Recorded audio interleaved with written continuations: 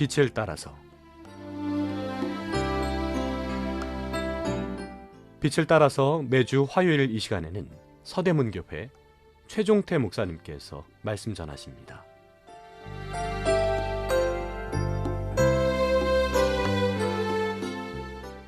애청자 여러분, 안녕하십니까? 지난 시간에요, 연대에게 성경 읽기라는 큰 제목을 가지고 계속 상고해 보겠습니다. 이번 시간은 족장시대의 인물로 알려진 욥에 대하여 왜 의인이 고난을 당하는가 란 주제로 은혜를 나누겠습니다. 욥의 친구들은 인과응보의 틀에서 하나님의 통치를 이해하려고 했습니다. 물론 선지서 관점에서 보면 맞는 말입니다. 하지만 모든 상황에 동일하게 적용할 수 없습니다. 특히 욥기에서는 더 그렇습니다. 인과응보와 같은 단순한 논리로 하나님의 모든 통치를 이해하려고 하는 것은 어리석은 생각입니다. 가령 예수님의 제자들이 소경을 보고 이 사람의 죄가 누구 때문입니까? 라고 예수님께 물어보는 것처럼 말입니다. 이처럼 우리도 교회 안에서 장애를 가지고 있는 자녀를 보고 내 죄 때문이라고 생각할 수 있습니다. 만약 여러분들 중에 그런 생각을 가지고 계신 분이 계시다면 이와 같은 죄책감에서 빨리 벗어나야 합니다.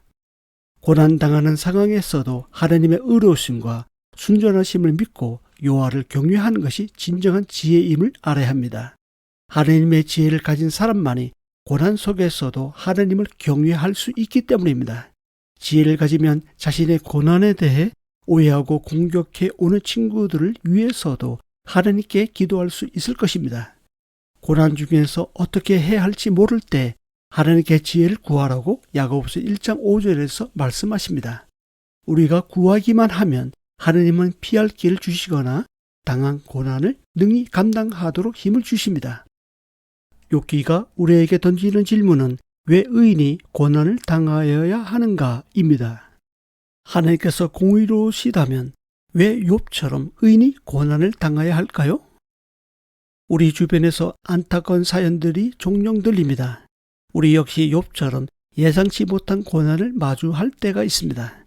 예를 들어 건강 문제나 갑작스러운 경제적 어려움, 사랑하는 사람의 죽음, 직장에서의 실직 등 많은 사람들이 자신이 통제할 수 없는 상황 속에서 삶의 폭풍을 만납니다. 욥이 겪었던 것처럼 우리는 때때로 왜 자신이 이런 고난을 겪어야 하는지 그 이유를 알지 못할 때가 많습니다. 왜 이런 일이 나에게 일어나는가? 왜 내가 이런 고통을 겪어야 하는가? 라는 질문을 우리는 일상 속에서 자주 던지곤 합니다. 사실 아담과 하와의 타락 이후 이 땅에서는 악과 고통의 문제에 대해 끊임없는 질문이 있었습니다. 하나님이 살아계시다면 왜 이런 일이 일어나는가? 왜 착한 사람에게 나쁜 일이 생기는가? 왜 불의한 일 가운데서 하나님은 침묵하시는가? 인간이 고통 속에서 절규하는데 하나님은 어디에 계시는가? 사람들은 탈출구가 없고 끝이 보이지 않는 고난이 오면 하나님께 소리치며 하나님께 절규합니다. 많은 사람들은 고통을 당할 때 계속적으로 하나님을 포기하려는 유혹을 받습니다. 하나님이 존재한다면 왜 나에게 고난을 허락하시는가? 하나님은 나의 고난을 막을 수 없을 만큼 무능한가?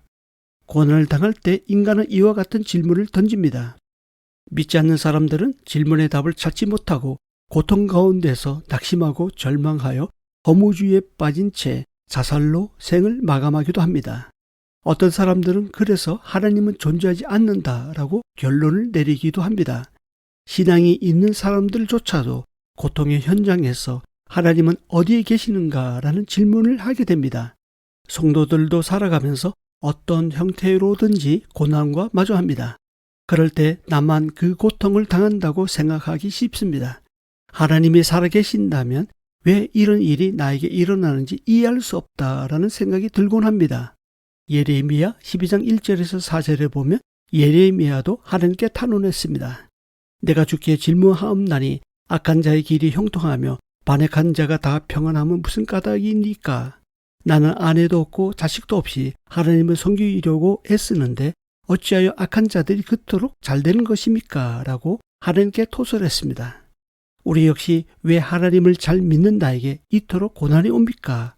잘못한 것이 없는데 왜 나에게 이런 시련을 허락하신 겁니까? 라고 하나님의 의로심에 이의를 제기할 때가 있습니다.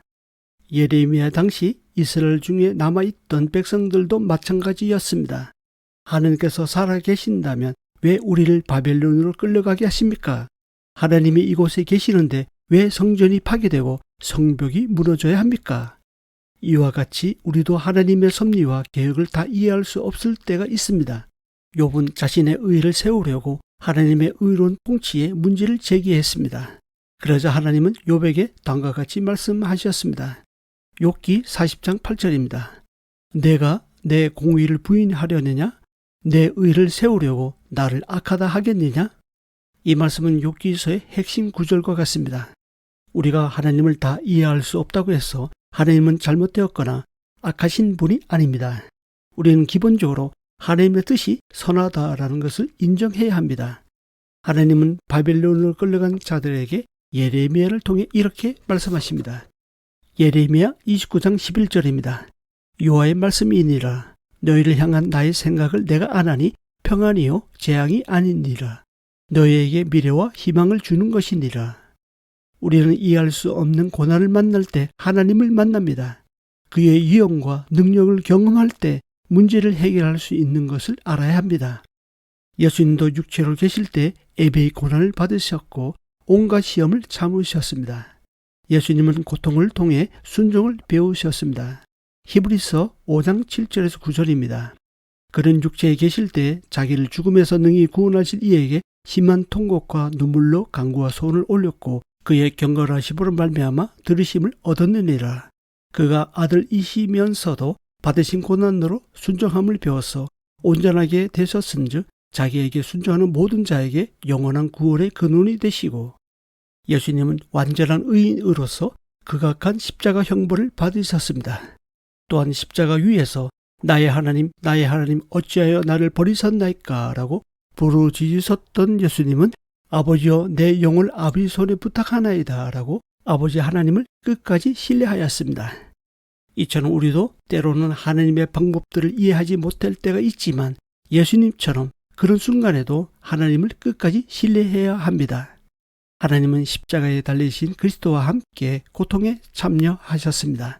그러기에 인간이 아무리 고통스러운 현장에 있더라도 하나님은 방관하시거나 멀리 계시지 않으십니다. 오히려 고통받는 자와 함께 고통을 받으십니다. 십자가에 달리신 그리스도는 우리와 똑같이 시험을 받으신 분이로되 죄가 없으시기 때문에 능히 고통 가운데 처한 인간을 도울 수 있습니다. 우리가 고통 가운데서 함께 하시는 삼위일체 하나님을 인식하고 깨달을 때 진정한 해방을 경험할 수 있습니다.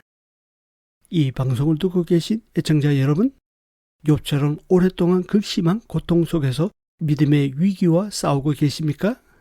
다 이해할 수 없지만 하나님은 여러분의 고통을 예면하지 않으시고 함께 아파하시며 그 고통에 함께 참여하십니다. 오직 믿음으로 구하면 하나님은 피할 길을 주시며 능히 그 고난을 감당하게 하십니다. 다음 시간에 이어서 말씀드리겠습니다. 감사합니다. 빛을 따라서 지금까지 서대문교회 최종태 목사님께서 말씀 전하셨습니다.